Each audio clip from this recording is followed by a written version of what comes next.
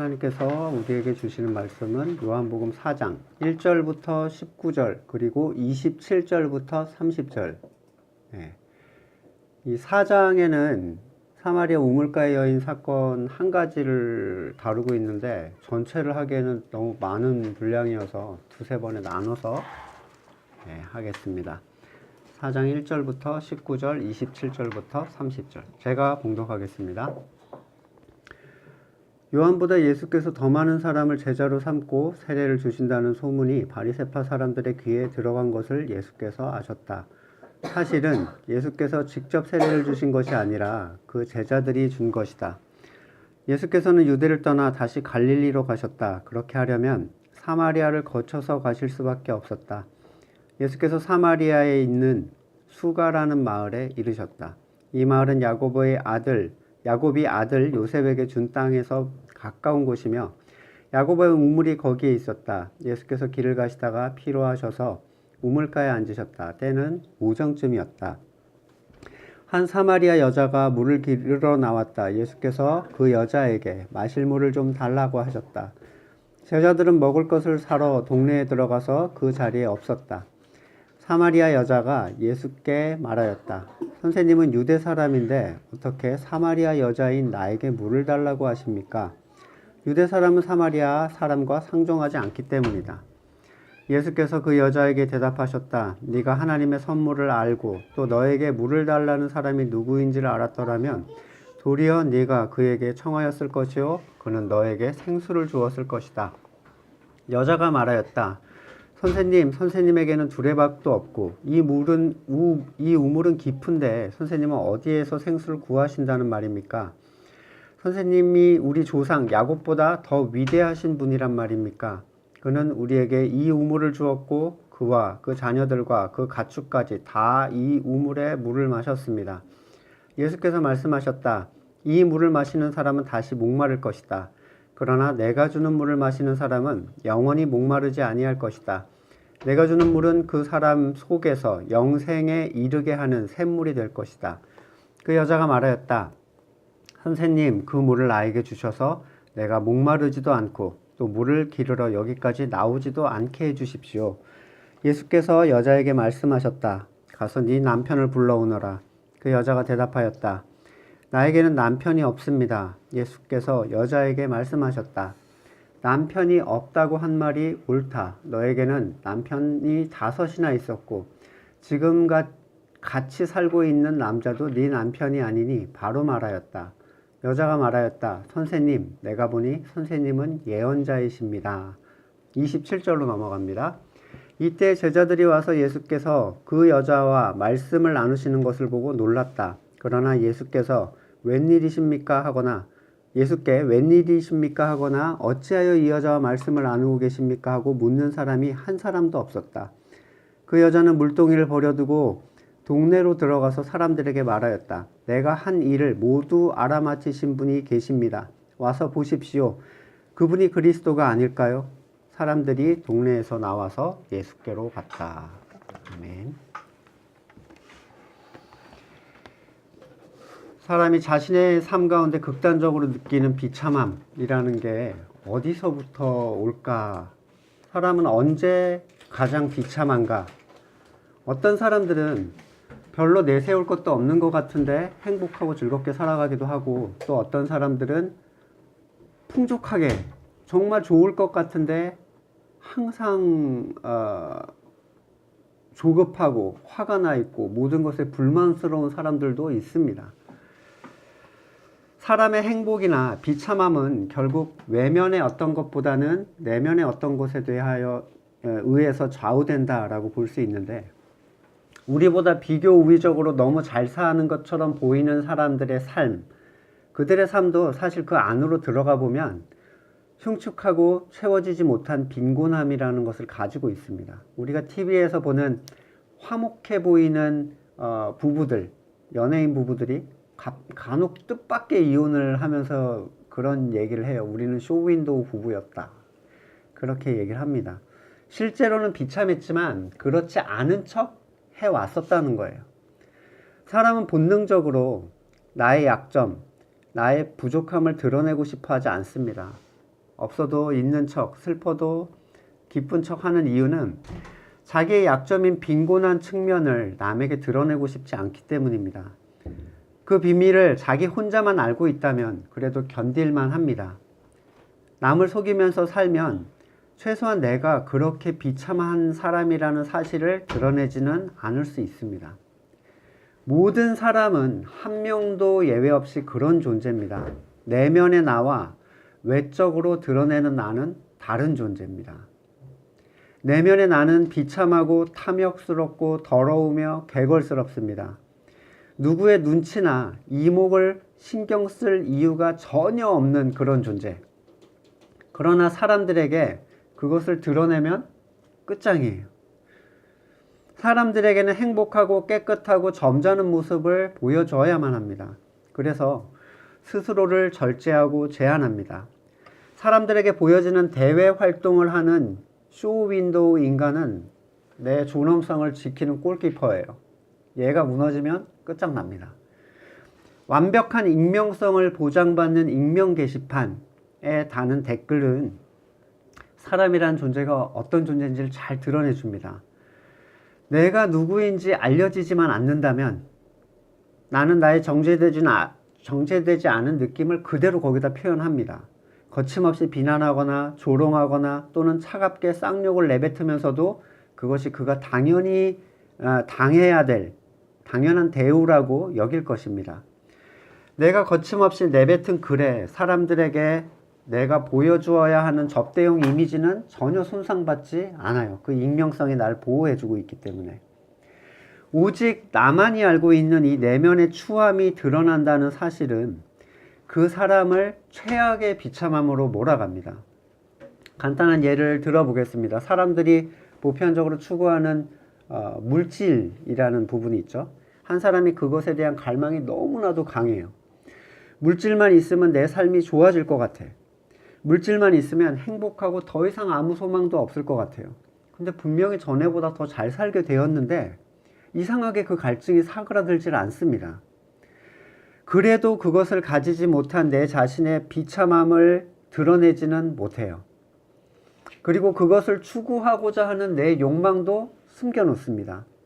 분명히 사람들이 내가 그런 존재라는 걸 알면 나를 손가락질하고 돈만 밝히는 속물이라고 비난을 할 것이 분명하기 때문입니다. 내 안에는 엄청난 갈증으로 허덕이지만 겉으로는 전혀 그렇지 않은 척 살아가야 합니다.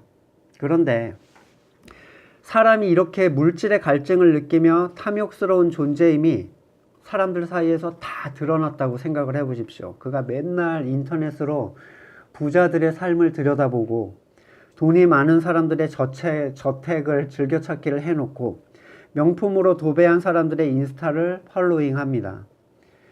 명품의 쇼핑백, 여러분 그거 아세요? 명품 쇼핑백을 산대요. 그 명품 가방이 아니라 샤넬, 구찌 그 새 쇼핑백을 파는데 한 장에 10,000원씩 받고요. 근데 거기다가 뭘 자기 뭐 소지품을 담아가지고 다니는 걸 자랑을 하는 그 모습을 봤는데, 야, 얼마나 저게 좋으면 저러고 싶을까. 이러한 쇼핑백은 사면서 정작 콩나물 값은 할머니들한테 어떻게든지 깎아내는. 그런데 누군가 그러한 그 사람의 물질에 대한 탐욕에 대한 부분을 낱낱이 다 알았다고 가정을 해보세요. 그리고 그에 대한 소문이 다 퍼져버렸습니다. 아무개는 어떻고 저떻고 하면서. 정작 능력도 없으면서 물질에만 허덕이는 사람들은 흉보고 하루 종일 잘 사는 사람들을 이렇게 들여다보는 그 사람의 모든 행적들을 사람들이 모두 알아버렸다. 한심하게 쳐다보겠죠. 뒤에서 수군될 겁니다. 그의 탐욕에 대해서, 물질에 대한 목마름에 대해서 조롱하고 비난하겠죠. 우리는 그 물질의 자리에다가 무엇이든지 바꿔서 넣을 수 있습니다. 자녀의 성공이라든가 교육, 가정의 행복, 이성에 대한 갈망, 성이나 식욕에 대한 갈망, 잠과 게으름에 대한 갈망, 지식과 학위에 대한 갈망, 명예나 권력, 심지어는 인기나 신앙의 행위의 우위에 대한 갈망도 있어요. 그 어떤 것도 정도를 지나친 과도한 갈망은 그 존재를 추하게 만듭니다.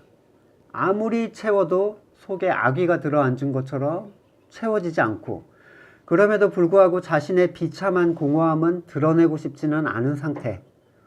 내가 가장 보이고 싶지 않은 그 결핍과 그것에 대한 나의 추한 욕심이 만천하에 드러난 상태. 그것이 이 우물가의 여인의 상태입니다.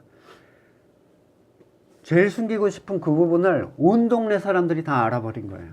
그녀는 정오에 사람들은 활동하지 않는 틈을 타서 물을 길러 나왔습니다. 사람들이 아무 말 없이 자기를 쳐다만 봐도 그 눈빛조차 엄청난 수치였을 것입니다. 남편을 5번이나 가졌지만 모두 버림당했고, 심지어 지금 사는 그 남자는 남편으로서 정상적인 혼인관계로 동거하는 사람이 아닌 존재. 왜 그녀는 이렇게 남편을 많이 가졌을까요? 자기가 원했기 때문입니다. 그러나 남편들은 그를 원하지 않았습니다. 그녀는 늘 버림받았습니다. 여자가 남자를 버릴 수 있는 시대가 아니었으니까 당연히 남자가 여자를 버렸겠죠. 사랑하고 싶었지만, 안착하고 싶었지만 누구도 그렇게 해주지 않았습니다. 이미 그녀가 남자를 밝힌다는 소문은 온 동네에 퍼져나갔고, 사실관계를 떠나서 수많은 엉터리 소문들도 따라왔겠지만 그것에 대해서 분노조차 할 수가 없었습니다. 고대 근동이 어떤 동네입니까? 여자를 숫자로 취급하지 않던, 동물처럼 취급하던 동네 아닙니까? 인권이라고는 찾아볼 수 없는 그 동네에서 이런 소문을 달고 다니는 여자라니. 요즘이라고 해도 한 여자가 5번 이혼했다 그러면 이미지가 어떻겠어요? 엘리자베스 테일러가 7명하고 8번 결혼을 했대요. 그러니까 1명하고는 2번 했죠. 근데 당대 최고의 미녀라고 하는 이 여자가 이렇게 결혼을 한 다음에 망가진 그 이미지라는 게 있잖아요. 하물며 이 우물가의 여인이겠는가. 아마도 사람들은 차라리 창녀가 이 여자보다 순결하다라고까지 떠들어댔을 수도 있습니다. 자신이 가장 보이고 싶지 않은 자기의 추악한 소망의 결핍을 만천하에 공개한 상태, 이 비참함. 이 여자가 비참할 것이라고 생각하는 우리 스스로에게도 이미 대회용 쇼윈도우 인간은 있지 않습니까? 나의 소망으로부터 시작된 우리의 내면의 어떤 추함, 방문을 잠그고 오직 나 혼자만 들여다볼 수 있는 그 끔찍한 개인 소장용 인간은 누구에게도 드러내면 안 됩니다. 그건 혐오 그 자체예요.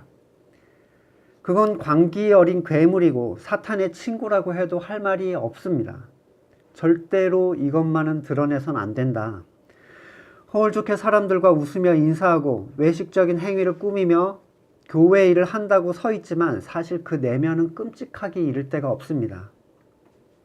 짐 캐리가 주연을 했던 영화 중에 라이어 라이어라는 영화가 있어요. 아빠가 맨날 거짓말 하니까 얘가 이제 하나님한테 기도를 했는데 아빠가 거짓말 못하게 해주세요 이렇게 기도한 거죠. 근데 이제 그게 실현이 된 거예요. 그래서 아빠가 말을 하면 진실만을 얘기해요. 속일 수 없어. 머리에서 나온 그 진실을 입만 열면 그냥 얘기하는 거예요. 못생긴 여자를 보면 못생겼다. 그냥 이렇게 얘기를 해버리는 거죠. 반갑지 않지만 반가운 척, 사랑하지 않지만 사랑하는 척, 슬프지만 아무렇지 않은 척, 남의 곤란에 고소하지만 걱정하는 척, 자신을 꾸미는 것이 일상이 돼버린 것이 다 벗겨져 버린 겁니다. 누군가 여러분의 생각과 의도와 소망을 완전히 알게 된다면 어떻게 될 것인가? 우리끼리만 서로 알게 된다면 서로 너무 부끄러울 거예요. 그죠? 그런 존재가 없기에 망정이지 아마 집 밖에 나가고 싶지 않을 겁니다. 아동 성착취로 전자발찌를 찬 어떤 연예인은 온 얼굴이 알려졌는데 그 엄마가 너무 불쌍하더라고요. 그 방송까지도 출연을 했는데 아들이 이제 그런 존재로 드러나 버린 거예요. 정말로 나가는 게 고통스럽겠다. 정말 새벽 3시에 편의점을 가서 먹을 걸 사야 되는 그런 상태 아닐까. 모자를 쓰고 다른 동네 편의점에 가서. 이 우물가의 여인에게는 그래도 목숨을 부지하고자 하는 소망이 있었습니다. 그냥 콱 죽어버렸으면 좋겠다 싶다가도 그래도 아직은 소소하게 자신의 소망을 채워줄지도 모를 같이 살고 있는 한 남자가 있었고, 언젠가는 그 지역을 벗어나 아무도 모르는 데 가서 조용하게 살고 싶었을지도 모릅니다. 어떻게든 살기 위해서 삶의 근본이 되는 물을 얻으러 부끄러움을 무릅쓰고 나왔습니다. 그것의 이름이 야곱의 우물이에요. 오랜 시간 이전에 야곱이 파놓은 그 우물을 마시면서 근근히 살아갑니다. 그러나 이러한 삶의 연명은 자신의 추함이 온 천하에 드러난 그 여인뿐만 아니라 아직 자신의 추함을 드러내지 않은 모든 사마리아인에게 동일한 것이었어요. 전부 다 그 야곱의 우물에서 목을 축이고 있었습니다. 사마리아인들에게 야곱의 우물은 아주 큰 위로였는데, 자신들이 아수르의 지배에 의해서 혼혈이 돼버리고 피가 섞이지 않은 유대인들은 마치 자신들이 혈통을 유지했다는 듯이 그들을 이방인 또는 하나님으로부터 끊어진 자라고 비하를 합니다. 심지어 당시에는 사마리아인이라는 요 용어 자체가 비하의 의미였어요. 사마리아인. 그렇죠? 예. 사마리아인들의 저면에 깔린 이 비참함이라는 것은 굉장히 심했을 겁니다. 하나님으로부터 끊겨진 백성이라는 손가락질 속에서 믿음의 조상 야곱이 판 우물이 자신들에게 있었어요. 그리고 자기들은 그걸 마시고 살았어.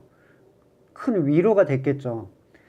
그들은 자신의 정체성을 드러내면서 어딘가 가고 싶지 않았을 겁니다. 그런데 이 여인은 그러한 사마리아인들에게 비난당하는 여인이었고, 사실 이 여자가 돼보기 전에 누구도 이 여자의 마음을 이해할 수가 없을 겁니다. 이미 천대를 받던 사람끼리 나는 너보다 낫다며 손가락질하는 지금 이 상황은 지금과도 다르지가 않습니다. 다만 아직 그의 숨기고자 하는 그 상태가 드러났느냐 드러나지 않았느냐의 문제일 뿐입니다. 나는 저렇게 돈은 안 밝혀 라는 거에 비교 우위라는 게 있을 수 있겠습니까? 나는 저러지는 않는다 라는 게 정작 자신한테 무슨 위로가 되겠어요? 자기 내면에 그 숨겨진 그 존재는 자기가 사실 제일 잘 알고 있는데, 그는 드러났을 뿐이고 나는 아직 드러나지 않았을 뿐입니다. 바리새인들이 이렇게 기도하지 않습니까? 누가복음 18장 11절에 바리새인은 서서 따로 기도하여 이르되 하나님이여 나는 다른 사람들 곧 토색, 불의, 간음을 하는 자들과 같지 아니하고 이 세리와도 같지 아니함을 감사하나이다. 야곱의 우물은 이 비참한 여인을 근근히 살아가도록 도와줍니다. 죽을 수 없어서 뱃속으로 채워넣는 그 옛 언약에 속한 우물은 그래도 그녀가 살아갈 수 있는 힘을 줬습니다. 이 물은 자신이 퍼내야 하는 물이에요. 자신이 퍼올리길 멈추면 죽게 됩니다. 옛 언약의 핵심이 뭡니까? 스스로 지켜서 구원을 이루라. 모든 것을 항상 완벽하게 지켜서 구원을 얻으라는 겁니다. 주님께서 오시기 전까지 이 야곱의 우물은 이스라엘 사람들에게 생명을 주기는 했지만 그것은 고된 것이었고 제한적이며 한시적이었고 오직 자신의 삶에만 영향을 끼쳤습니다. 다시 말해서 겨우 마시며 근근히 신앙의 삶을 영위하는 비참한 수준의 샘물이었습니다. 예수님께서는 이 여인에게 물을 좀 달라고 하십니다. 여인은 자신의 동족을 비하하던 유대인이 사마리아인일 뿐만 아니라 여자인 자기에게 말을 걸었다는 사실에 굉장히 놀랍니다. 그러나 예수님께서는 하나님의 선물을 알고 내가 누구인지 알았더라면 나에게 네가 물을 달라고 했을 것이다 라고 말씀하세요. 중요한 대목인데, 첫 번째, 하나님의 선물은 안으로부터 솟아나서 채워지는 것이지 밖에서 자신이 퍼올려 채우는 것이 아니라는 사실입니다. 야곱에게 속한 우물, 옛 언약의 우물은 끊임없이 퍼올리면서 신앙생활로 근근히 하는 그 사람들은 아직 하나님의 선물이 뭔지를 모르는 사람들이에요. 둘째로 그 선물인 안으로부터 솟아오르는 샘을 주시는 분은 예수님을 통해서 그것을 받게 된다라는 사실, 이런 행운녀가 어디 있습니까? 기대하지도 추구하지도 않았던 하나님의 선물을 주시는 분이 사마리아의 여인인 비난받는 여인인 자신의 앞에서 지금 자기 앞에 그 말을 건네고 있는 거죠.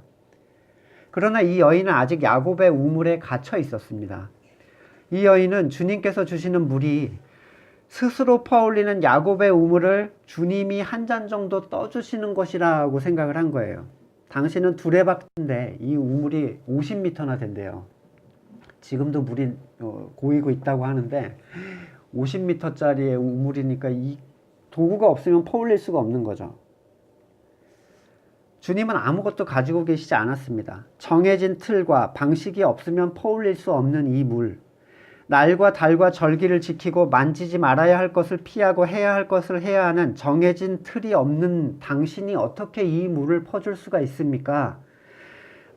사람이 만든 기관도 없고 건물로서의 교회도 없고 돌릴 수 있는 프로그램도 없고 정해진 헌금과 정해진 예배 시간도 없으신 당신이 어떻게 이 물을 퍼올릴 수가 있습니까? 여인이 이해할 수 없는 것은 당연했습니다. 야곱의 우물은 생명을 주기는 했으나 본질적 생명은 아니었습니다. 그 갈증은 어김없이 다시 돌아왔습니다. 그것은 죽음에 대한 두려움과 구원에 대한 두려움으로부터 그 사람들을 자유롭게 하지 못합니다. 항상 지켜도 완벽하게 지키지 못했기 때문에 불안한 거예요. 자신이 퍼올려 마실 때 그때 잠깐 해가를 할 뿐입니다.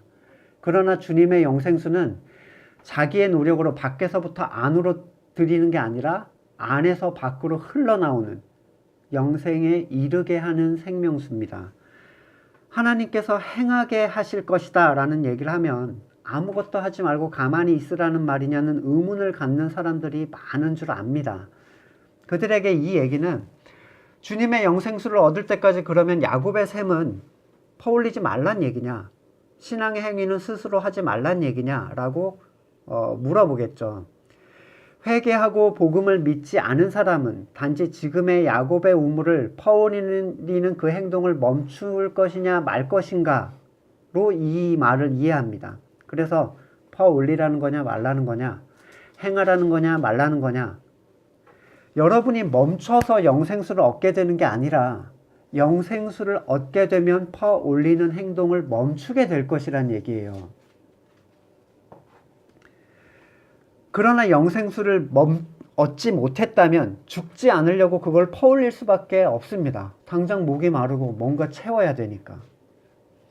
비참함 속에 죽지 않기 위해 물을 퍼올리는 우물가의 여인과 지금의 교인들은 어떤 차이가 있습니까? 거듭나지 못한 사람은 결코 자신이 만들어내는 해갈의 행위를 멈출 수가 없습니다. 죽음과 구원에 대한 두려움이 자신의 행위로 그나마 잠시 해소가 될 뿐 다른 방법이 없기 때문입니다. 야곱의 우물은 내가 살기 위해 내 행위를 스스로 뽑아내는 옛 언약과 율법에 속한 물입니다. 그것은 항상 다시 목마르고 영생을 주지 않습니다. 그러나 주님께서 주시는 물은 내 의지로 뽑아내는 것이 아니라 내가 그것을 기뻐하고 추구하게 만들어줍니다. 하나님의 뜻을 사랑하고 하나님께 영광을 돌리는 것을 목표로 삼게 만들어줍니다. 예레미야 31장 31절 이하에 여호와의 말씀이니라 보라 날이 이르리니 내가 이스라엘 집과 유다 집에 새 언약을 맺으리라. 이 언약은 내가 그들의 조상들의 손을 잡고 애굽 땅에서 인도하여 내던 날에 맺은 것과 같지 아니할 것은 내가 그들의 남편이 되었어도 그들이 내 언약을 깨뜨렸음이라. 여호와의 말씀이니라. 그러나 그날 후에 내가 이스라엘 집과 맺은 언약은 이러하니 내가 나의 법을 그들의 속에 두며 그들의 마음에 기록하여 나는 그들의 하나님이 되고 그들은 내 백성이 될 것이라. 여호와의 말씀이니라. 자, 나의 법을 어디에다 둔다고 하십니까? 나의 속에. 이전의 율법 시대, 옛 언약의 시대에는 말씀이 사람의 안에 있지 않았습니다. 그들은 바깥에 있는 그것을 스스로 퍼올려서 자기에게 채워야 했어요. 하지만 새 언약의 시대에는 그것과 같지 않을 것이다 라고 하십니다. 내 법을 그들의 속에 두며 그들의 마음에 기록할 것이다. 나는 그들의 하나님이 되고 그들은 내 백성이 될 것이다. 이 말씀은 하나님의 백성은 하나님의 말씀이 하나님의 언약에 의하여 그 안에 있는 사람들이지 겉에서 밖으로 때려 넣는 사람들이 아니라는 겁니다. 말씀이 속에 있는 사람만이 그 말씀을 진정으로 사모하고 그 말씀을 기뻐하며 그것을 순종하여 행하는 것을 즐거워하고 그것으로 인한 핍박을 두려워하지 않게 됩니다. 이 사람들을 하나님의 백성이라고 얘기합니다. 아무리 자기적으로 그걸 새겨 넣으려고 하고 암송하고 읽고 의지적으로 행하려 해도 이 일은 결코 근본적인 갈증을 해결해 주지 못하고 하면 할수록 무의미하고 고통스럽기만 합니다. 당신이 그런 분이라면 내게 그 물을 줘서 내가 이곳에 물들어 오지 않게 해달라 부탁하는 이 여인. 이 여인은 아직도 이 물이 뭔지 이해하지 못하고 있습니다. 그녀는 단지 자신의 부끄러움이 드러났던 이전의 상태, 사람들에게 노출되어 부끄러움을 더 이상 다시 내가 그 부끄러움을 보지 않는 상태를 원했을 뿐이에요. 그런데 예수님의 대답은 전혀 엉뚱합니다. 가서 네 남편을 데려와라. 당연히 그녀의 남편을 보기 위한 얘기가 아니죠. 그녀의 밑바닥을 보여주기 위한 질문입니다. 자신은 남편이 없다라고 말하자 갑자기 그녀의 현실과 과거까지 다 꺼내어 놓으십니다. 지금 남편이 아닌 존재와 살고 있다는 것과 과거에 5번이나 혼인에 실패한 존재라는 것. 가장 숨기고 싶었던 그 일을 느닷없이 생명수를 주시기 전에 왜 다시 꺼내놓는가. 이것이 생명수를 받기 전에 필히 있어야만 하는 일이기 때문입니다. 자신의 비참함을 알고는 있지만 쇼윈도우형 인간을 내세워 살아가고 있는 존재들은 안으로부터 영원토록 흘러나오는 샘을 알지 못합니다. 재미있는 사실은 이 쇼윈도우형 인간을 가지고 있는 사람들이 주님 앞에서도 쇼윈도우형 인간으로 신앙생활을 한다는 거예요. 자신이 직분자이고 자신이 선을 행하는 자이고 자신이 새벽 기도를 나오는 사람이고 자신이 말씀을 읽는 자이고 헌금을 잘 내며 기도하고 교회 일에 열심이고 전도지를 나누어 주는 자임을 주님 앞에 보여주려고 합니다. 허울뿐인 자신의 모습을 드러내지 않고 자신의 외식적인 신앙행위로 자신이 상당히 괜찮은 성도인 것처럼 자신을 꾸미려고 합니다. 하지만 주님은 결코 그러한 존재에게 자신의 생명수를 주지 않으십니다. 누군가 생명수를 얻으려면 모든 것을 까놔야 됩니다. 예수님 앞에는 그것을 다 드러내도 됩니다. 숨길 필요가 없으며 숨길 수도 없습니다. 자신이 개인의 탐욕에 사로잡혀 있고 중심 없이 겉으로만 행하는 존재이며 주님의 이름을 가지고 개인의 유익을 추구했던 존재이고 재직이고 성가되고 교사이지만 사실 아무것도 모르며 하는 모든 행동들이 자기적이고 외적인 야곱의 우물에서 퍼올리는 제한적인 것으로 연명했던 존재임을 고백하고 바닥으로 떨어져야만 됩니다. 숨길 것이 없는 존재라는 의미에 대해서 생각해 보신 적이 있나요? 그렇게 발뺌하던 범죄자들이 분명한 증거를 딱 꺼내놓으면 갑자기 술술술 얘기를 해요. 자기가 알던 모든 범죄의 동기와 모든 내용을 다 얘기합니다. 이제는 못 숨기는 거죠. 그 어떤 것도 숨길 수 없는 존재, 여러분의 과거와 현재와 미래를 알고 계시며 불꽃 같은 눈으로 여러분조차 알지 못하는 여러분의 깊은 영적인 내면의 비참함을 다 알고 계시는 분. 누군가 나를 다 아는 존재 앞에 서게 되면 나는 어쩔 수 없이 정직하게 됩니다. 내가 숨겨왔던 것이 다 드러나면 더 이상 거짓말을 할 필요가 없습니다. 완전히 무장해제되고 진실해질 수밖에 없습니다. 내가 가장 나다울 수 있는 자리가 바로 정직하게 주님 앞에서 모든 것을 다 드러냈을 때입니다. 보십시오, 주님, 내게는 선한 것이 없습니다. 나는 추악하며 비참합니다. 나는 이런 존재입니다. 그냥 사람들 나올 때 같이 나와서 수다나 떨며 야곱의 샘을 추구해도 근근히 살아갈 수 있습니다. 어쩌면 그들에게 있어서 야곱의 샘은 우리의 교회 활동처럼 일종의 침묵이 돼버렸습니다. 각 부서에서 사람들이 다들 물을 들어가는 그 시간대에 나와서 자신에게는 마치 타락한 욕망이 없는 것처럼, 자신이 하나님의 백성이며 일꾼인 것처럼 교회의 일로 자신을 채워가며 살아갈 수도 있습니다. 그 일을 통해서 때로는 내가 살아있음을 느낄 수도 있고, 오히려 그 일을 통해서 자신의 가치를 드러낼 수도 있겠죠. 하지만 이 사마리아 여인은 그런 일을 함께 할 수 없을 만큼 자신의 밑바닥이 무엇인지를 보고 맙니다. 그것은 숨길 수 없는 것이었고, 그러한 자신이 너무 싫었지만 고칠 수도 없습니다. 그녀의 눈앞에 그녀의 모든 더러움을 다 꺼내어 놓으신 주님, 나는 네가 어떤 존재인지 알고 있다. 숨길 필요가 없다. 눈물밖에 쏟을 수가 없었을 겁니다. 자, 그녀의 실상을 그녀 앞에 꺼내놓은 것만으로 갑자기 그녀는 예수님 앞에서 사라져버립니다. 뒤에 나오지만 메시아를 만난 사실을 알리러 간 거예요. 이 여인은 사람들에게 찾아가서 한마디를 합니다. 내가 한 일을 모두 마치신 분이다. 이게 왜 그리스도임을 떠올리게 했을까요? 무슨 점쟁이처럼 과거에 한 일을 맞추는 것이 사람들 앞에서 모든 수치를 떠나 그렇게 자기를 비난하던 사람들에게 뛰어가서 메시아를 만난 기쁨으로 선포가 되었을까? 그녀가 한 일이라고 묘사되는 것은 그녀가 가장 숨기고 싶었던 가면을 벗겨내는 일이었어요. 그리고 그 수치는 그녀의 선으로부터 시작되었다는 사실을 알아야 됩니다.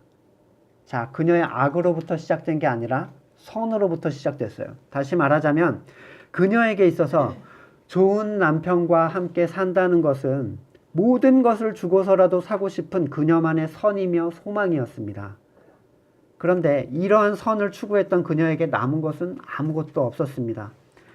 결코 스스로 자기의 선을 이룰 수 없었고, 그러한 스스로의 선을 추구하는 그녀에게 남은 것은 실패와 사람들의 조롱뿐이었습니다. 한 여인의 실제적인 비참함에 대한 슬픔과 고통을 주님은 다 드러내시고 비난하신 것이 아니라 그녀를 위로해 주십니다.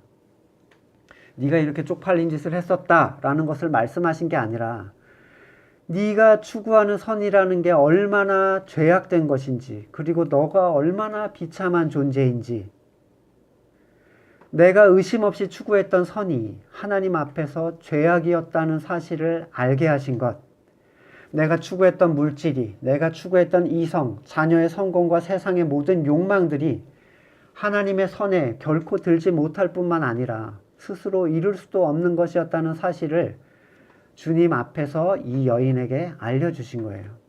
이것이 드러나는 일이 바로 자신을 부인할 수 있는 근본을 이루고 주님께서 주시는 생명수를 얻게 되는 준비가 됩니다.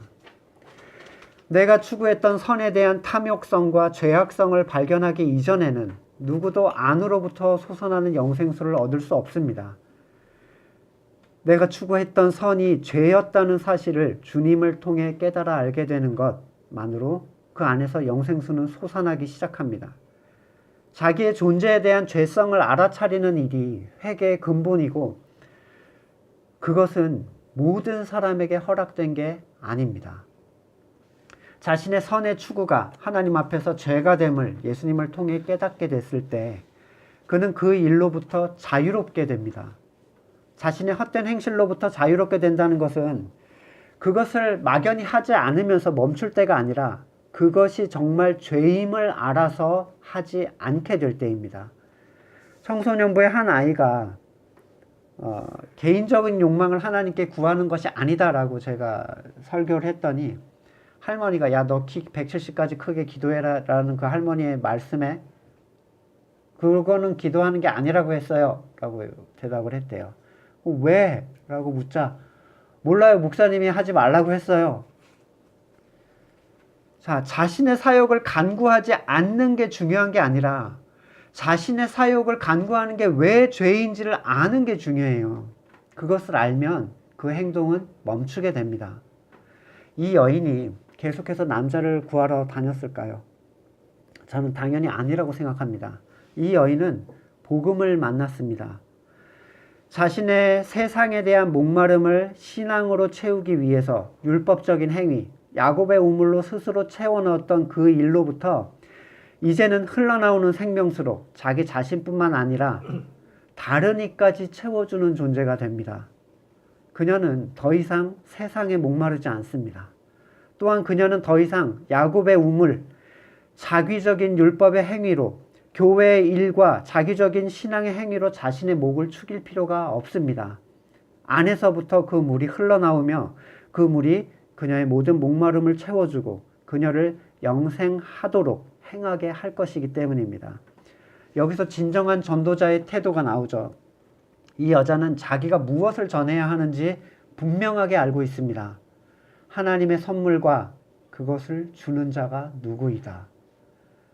이 여인의 전도는 전도 훈련을 통해서 배워진 게 아닙니다.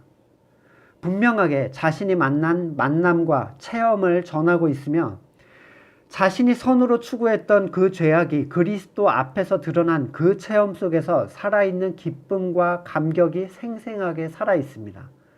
이 여자는 물동이는 버려두고 가야 된다라는 자기적 희생에 대한 명령 때문에 자신의 물동이를 포기한 게 아닙니다. 메시아를 만난 감격, 그 영생수에 대한 충격 때문에 자신의 것을 찾을 겨를이 없었습니다. 회개도 하지 않고 죄악을 드러내지도 않는 쇼윈도우 성도에게 억지로 전도시키려 하지 말아야 됩니다. 실용주의 신앙이 만들어 놓은 누구나 방법만 알면 기계적으로 할 수 있는 종류의 전단을 나누어 주는 행위는 전도처럼 보이지만 사실 전도가 아닙니다. 솟아나는 영생수는 거듭나서 영생수를 가진 사람에게서만 흘러나올 수가 있습니다. 그게 전도예요. 심지어 어떤 목사님은 전단지를 나눠주는 행위의 전도로 사람의 영혼을 구원할 수 있다라고 말하는 분도 봤습니다. 성령이 없어도 된대요. 왜? 10,000명 중에 1명이 전단지를 보고 거듭나면 그건 하나님의 일이라는 겁니다. 10,000명 중에 1명이 전도 쪽지를 받고 회심하면 그 전도의 방식은 선한 것이라고 얘기하는 건데 그 방법으로 영혼을 구원하시는 그러면 그 전단지를 나눠주는 게 영혼을 구원하시는 하나님의 방법이 된다라는 얘기를 하는 거거든요. 정말로 그렇습니까? 죽음에서 회심을 하는 사람은 더 많아요. 전단지를 받는 사람보다. 그러면 우리는 이런 이유에서 그 사람들을 죽음으로 몰아가는 게 합당하다고 얘기하는 것과 다를 바가 없습니다. 이런 이유 때문에 이런 전단지 방법을 포기할 수 없다는 사람들은 이런 일 외에도 수많은 방법을 포기하지 못합니다. 왜냐하면 혹시라도 1명이라도 될 수도 있잖아. 스스로 그리스도 앞에 바닥을 드러낸 체험과 자신의 죄인됨에 대한 깨달음이 없는 학습된 전도, 그것을 아직도 거듭나지 못하고 자신의 세상의 갈망에 목말라 하며 행여라도 그것이 사람들에게 주님께 드러날까 쇼윈도우 성도로 살아가는 사람들에게 그러한 전도를 요구하는 목회자는 그를 죽었으나 살아있는 자로 여기게 하는 끔찍한 행동을 요구하는 겁니다. 이런 쇼윈도우 성도들은 자기의 빈곤함을 잘 알고 있습니다. 저는 그런 권사님들을 너무 많이 봤어요. 이걸 하는 게 내가 이걸 왜 하고 있나? 이걸 하는 것이 하나님 앞에서 무슨 의미인가? 나는 정말로 신앙생활을 바르게 하고 있는가? 하지만 그들은 마치 살아있는 사람들이 하는 그 행위를 살아있는 사람인 것처럼 껍데기로 계속 행합니다. 야곱의 우물을 계속 퍼올리는 거예요. 자신이 먼저 회개하고 복음을 믿어야 되는데 자신은 믿지 않으면서도 살아난 사람들만이 하는 행동을 시키니 이 사람들은 자신이 살아난 사람이라고 착각을 하기 시작합니다. 만장의 한 장을 받고도 그것이 효과를 보는 경우가 있다고 할 수 있습니다. 실제로도 전도지를 받고 회심한 사람들이 있대요. 그것은 그 종이가 능력이 있어서입니까? 아니면 하나님이 그를 향한 뜻이 그때 일어났기 때문입니까? 종이 찌라시 따위가 인간의 영혼을 구원할 리가 있습니까? 그렇다면 종이 전단지가 없었다면 그 사람은 구원을 받지 못했을까요? 하나님은 전단지에 의지하지 않으시면 사람의 영혼을 구원할 수 없는 분입니까? 하나님이 영혼의 구원에 대해 전단지에 도움을 받으셔야 하는 분이라면 1억 장이라도 뿌려야죠. 그게 성경이 말하는 전도입니까? 그리스도를 만난 사람으로부터 흘러나오는 구원의 메시지, 회개의 메시지, 참된 복음의 소리는 그 사람의 살아난 영혼으로부터 나오는 생명수의 현상입니다. 안으로부터 흘러나오지 않는 것을 야곱의 우물처럼 아무리 퍼올러 봐야 그것은 다시 목마르게 되며 그 목마름을 해소하기 위해 다시 행위로 스스로를 채워야만 일시적으로 목마름이 사라지게 될 것이고 그건 절대로 평생 하고 싶지 않은 고된 일이 될 것입니다. 영생하도록 솟아나오는 생명수, 문장을 분명하게 보십시오. 영원토록 흘러나오는 생명수가 아니라 영생하도록 솟아나는 생명수예요. 새 번역으로는 그 사람 속에서 영생에 이르게 하는 샘물이 될 것이다. 다시 말하자면 이 생명수가 있는 사람만이 영생에 이르는 여정을 비로소 떠날 수가 있다는 얘기입니다. 많은 이들이 야곱의 샘물을 퍼올리면서 그것이 생명수라고 생각하죠. 내가 행한 그 행위가 나를 만족시키고 그것을 생명수라고 생각하면서 죽어갑니다. 그 고된 일을 자신의 삶 속에서 선이 끊기게 하지 않기 위해 각종 항목을 만들고 온통 신앙인의 삶으로 자기를 도배하려 하지만 그 영적인 궁핍과 비참함이 드러나지 않았을 뿐 본인이 가장 잘 알고 있습니다. 이게 솟아나오는 것이 아니라는 것을. 그러한 신앙은 사람을 영생하게 하지 못합니다. 들을 귀가 있는 사람은 들으십시오. 주님 앞에서 쇼윈도우 성도의 삶을 버려야 됩니다. 내가 무엇인가 그래도 하고 있고 내가 무엇인가 의미 있는 것을 하고 있다는 그 행위를 내려놓고 주님께서 나를 손대지 않으시면 나는 추악하고 더러운 죄인일 뿐이라는 것으로 애통하고 슬퍼하며 고백해야 합니다. 주님께서 우리 앞에 그것을 드러내 주시면 우리는 주님 앞에 엎드려 울게 될 것이고 주님은 주님의 영생하도록 솟아나는 생명수를 우리 안으로부터 터뜨려 주실 것입니다. 말씀을 놓고 같이 기도하겠습니다. 우리가 행해왔던 일들이 과연 흘러나와서 한 것인가? 내가 퍼올려서 한 것인가? 그 목마름의 채움이라는 게 과연 지속력이 있던가? 다른 사람들에게 흘러가서 그들을 채워주고 그들을 회복시킨 결과가 있던가? 생각해 보십시오. 그게 아니라면 숨기고 싶었던 그 존재 주님 앞에 꺼내놓고 주님 저는 비참한 존재입니다. 나를 도와주십시오라고 같이 기도할 수 있기를 원합니다.